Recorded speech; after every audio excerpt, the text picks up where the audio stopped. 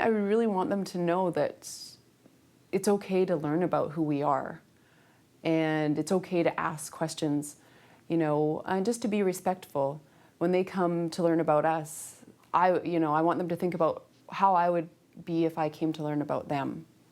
You know, we're not just people trying to take back land that once maybe was ours. That, you know, we're trying to work together to not only educate ourselves, but educate those outside the community. But what was here before the streets, before the buildings, and to respect that. Like, you know, we would be respectful if we were going to their home. Well, there's homes of our ancestors all throughout the city. So just to be respectful of that, and to really try to connect with that.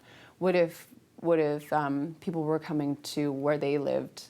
Would they want them to just walk in and not ask permission, or, you know, try to be, you know, like I said, just really respectful of Musqueam, and it's okay to not know about who we are. And I think, you know, that was one of the main things that really intrigued me about the əsnaʔəm exhibits, is that this is our chance to tell a story, to tell about who we are. It's not a story.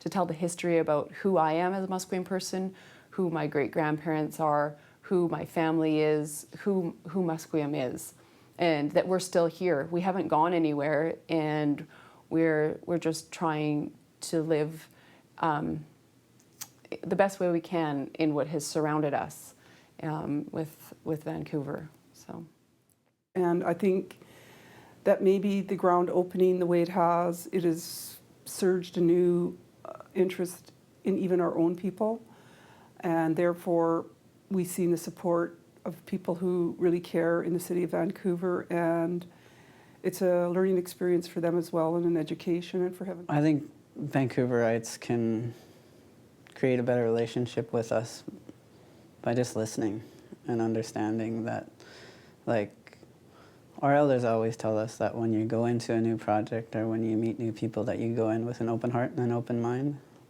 I think if they can get that concept and actually listen to what we have to say and hear it and think about it in a good way, I think that's the biggest step. And understand that, and like get over the fear of us coming to take their land because of all these court cases and different types of things. We're not after that. We want to be recognized as a civilization rather than somebody that has been conquered, because there was no war here. There was, you know, we were never conquered. We accepted them in as guests within our territory, and we still do. But they got to understand that that's their role, and they now have taken a kind of a conqueror's role, and that's not how we see it. So I think in order to start building better relationships, they have to accept their role as guests rather than the dominant culture. It's, for me, the most important part about sharing who we are as Musqueam people is to being able to share the thousands of years of history, but also to allow people to understand who we are, why we do what we do, and why we still do what we do today, why we're so strong as we are today, even though we've overcome so many hurdles. For us, too many people get the education about Musqueam from third parties, and I think it's important for Musqueam people to teach other people Musqueam history in our own words. Only then will people really understand and connect to Musqueam culture, to Musqueam history. What would I like them to take away? Well, first and foremost, I would want them to know, and I would want them to acknowledge that they know that the first peoples of this land were the Musqueam people, the x၀məthkʷəy speaking people. That is the most important thing. And secondly, that the newcomers have only been here for a very short period of time, which is less than 200 years. That's only a blink of an eye in comparison to the 9,000 years that we've been here. Yeah. And that I would want them to know that we welcomed those newcomers to our land and we embraced them.